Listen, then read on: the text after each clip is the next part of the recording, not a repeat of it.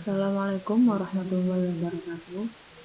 Perkenalkan, nama saya Duriatul Husna dari Prodi PAI Angkatan 2019, mahasiswa STIP PGRI Pasuruan. Pada tugas kali ini, saya akan menjelaskan sedikit tentang mengkonsumsi makanan dan minuman yang halal dan menjauhi yang haram untuk memenuhi tugas individu mata kuliah materi PAI MTS MA.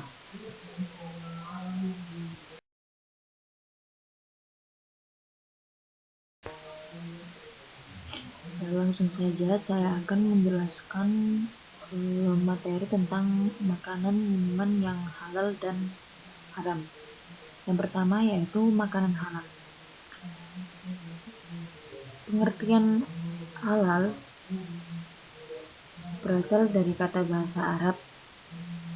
Secara etimologi berarti melepaskan ikatan, dibolehkan, tidak dilarang menurut hukum agama. Sedangkan dalam ensiklopedia hukum Islam, kata halal diartikan sebagai segala sesuatu yang menyebabkan seseorang tidak dihukum jika menggunakannya atau sesuatu yang boleh dikerjakan menurut syara.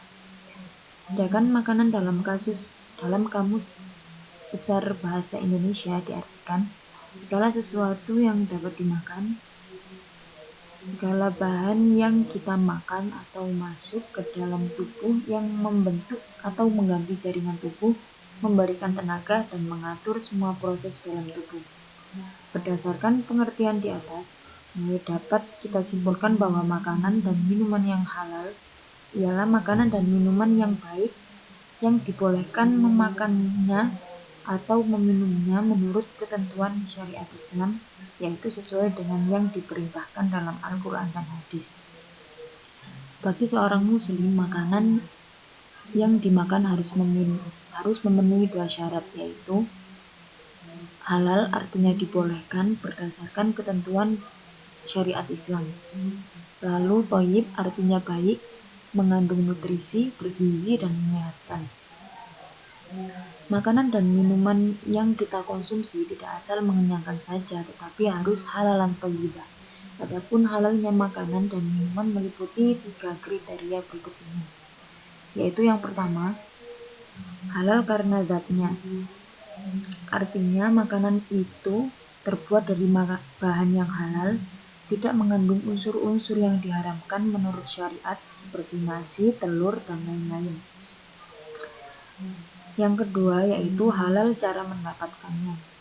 Artinya sesuatu yang halal itu harus diperbolehkan dengan cara yang halal pula. Sesuatu yang halal tetapi cara mendapatkannya tidak sesuai dengan hukum syara, maka menjadi haramlah ia, sebagaimana mencuri, menipu, korupsi, dan lain-lain. Lalu yang terakhir yaitu halal karena proses atau pengolahannya. Artinya selain sesuatu yang halal itu harus diperoleh dengan cara yang halal, cara atau proses pengolahannya juga harus benar. Hewan seperti kambing, ayam, sapi, jika disembelih dengan cara yang tidak sesuai dengan hukum Islam, maka dagingnya menjadi haram.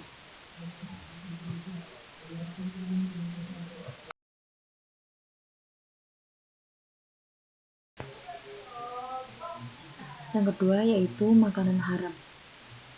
Secara etimologis, kata haram diambil dari al-hurmah yang berarti sesuatu yang tidak boleh dilanggar.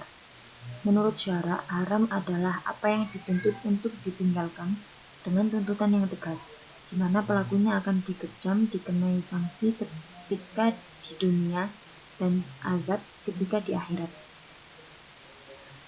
Berdasarkan definisi tersebut, maka yang dimaksud dengan makanan dan minuman yang haram adalah makanan dan minuman yang dilarang secara tegas untuk dikonsumsi sesuai dengan ketentuan yang diatur di dalam Al-Quran dan hadis. Bila tidak terdapat petunjuk yang melarang, berarti makanan dan minuman tersebut adalah halal. Untuk jenis-jenis makanan haram yaitu semua makanan yang dinyatakan haram, lalu semua jenis makanan yang mendatangkan mudarat atau bahaya terhadap kesehatan badan, jiwa, akal, moral, dan akidah langsung dinyatakan haram. semua jenis makanan yang kotor atau menjijikan, yakni khaba'is, dan makanan yang didapatkan dengan cara batil.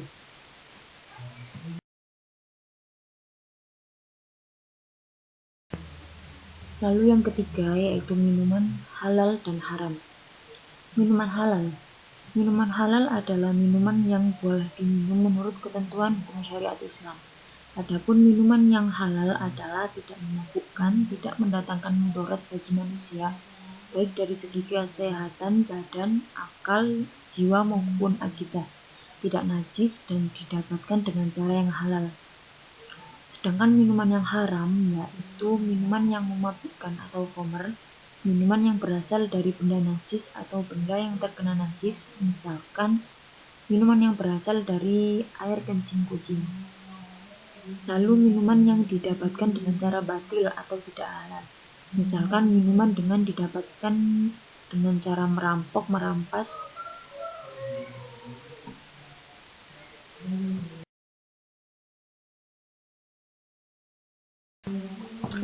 Selanjutnya yaitu manfaat mengkonsumsi makanan dan minuman halal. Yang pertama yaitu kita mendapatkan ridha Allah karena telah mentaati perintahnya dalam memilih jenis makanan dan minuman yang halal. Lalu memiliki akhlakul karimah karena setiap makanan dan minuman yang dikonsumsi akan berubah menjadi tenaga yang digunakan untuk beraktivitas dan beribadah. Lalu terjaga kesehatannya karena setiap makanan dan minuman yang dikonsumsi bergizi dan baik bagi kesehatan badan.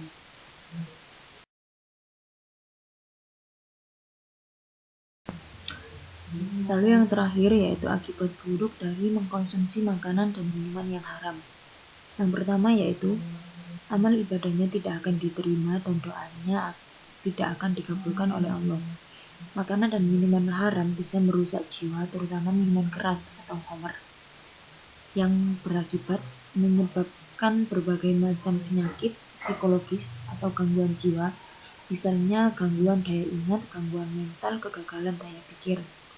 Lalu menimbulkan beban mental, emosional, dan sosial yang sangat berat, menimbulkan beban penderitaan berkepanjangan dan hancurnya masa depan. Lalu makan dan minuman yang haram dapat mengganggu kesehatan tubuh dan menghalangi mengingat Allah SWT.